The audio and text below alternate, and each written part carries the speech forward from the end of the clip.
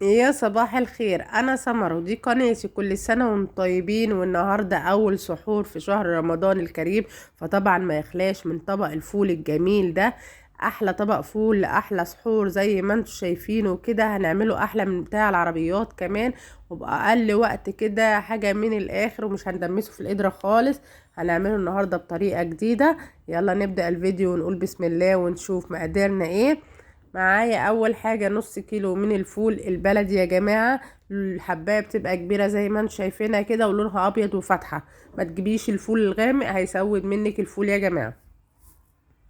بعد كده انا غسلته زي ما انتم شايفين. هنعمله بقى في ايه النهاردة؟ هنعمله في الحلة. هيستوي بطريقة سهلة وبسيطة جدا، وفي اقل وقت، حاجة كده من الاخر، ويطلع زبدة معاكي.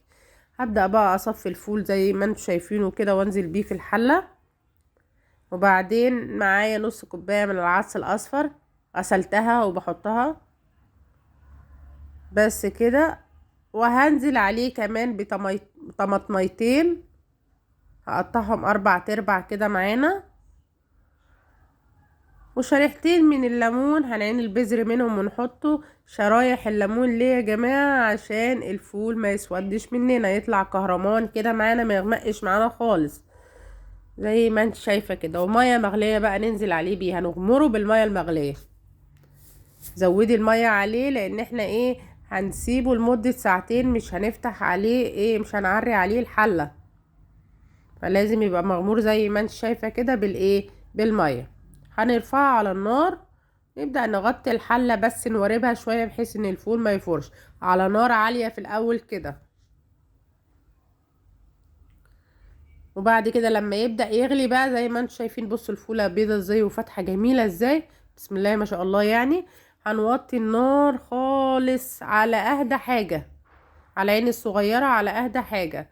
وهنغطيه ونسيبه لمدة ساعتين، وبعد كده نشوف هنعمل ايه مع بعض.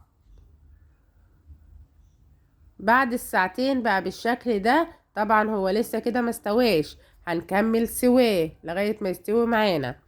في تركايه بقى مهمة، هي اللي انا هعملها معاكم دي، اللي بتخلي الفول احلى من بتاع العربيات بكتير. معلقة نشا على كوباية مية على معلقة صلصة كبيرة، معلقة النشا كبيرة. ندوب كل المكونات دي مع بعض لغاية ما يختلطوا تماما. قلبي النشا كويس من كوع البولة، لان ايه، النشا بتبقى لازقة. والمية تكون باردة يا جماعة، مش سخنة بتاعة النشا، عشان ما تكلكعش منك. نخلطها كويس جدا.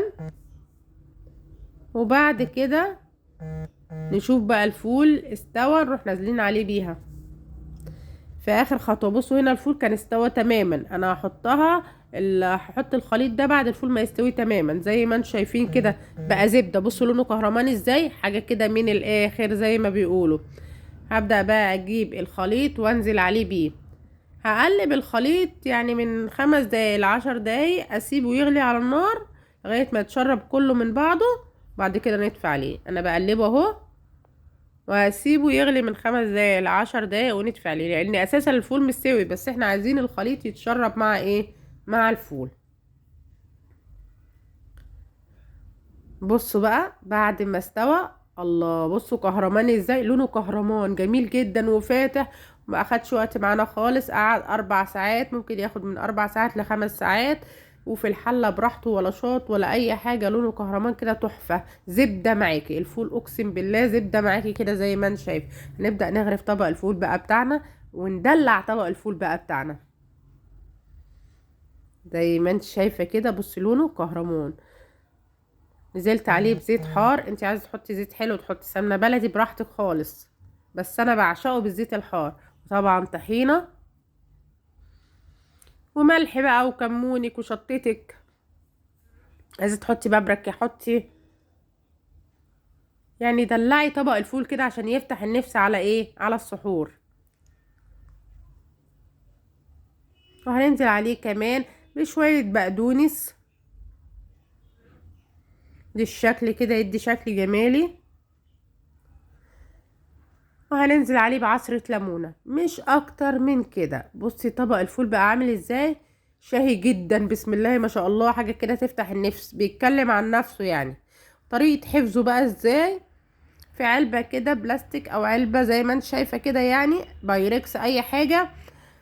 وبعدين تحطيها في الحافظه في التلاجة زي ما انت شايفه. بصي انا وريتك الفول هنا، بصي عامله ازاي، مش مستحمله الفول زبده خالص، مش مستحمل نهائي. هغطيه واحطه بباب الايه في التلاجة، في رف التلاجة. لو انت عايز تحطيه في الفريزر مفيش مشاكل خالص في الاكياس. ولو عجبكم الفيديو ما تنسونيش في اللايك والشير وتفعيل الجرس. واحلى طبق فول لاحلى سحور.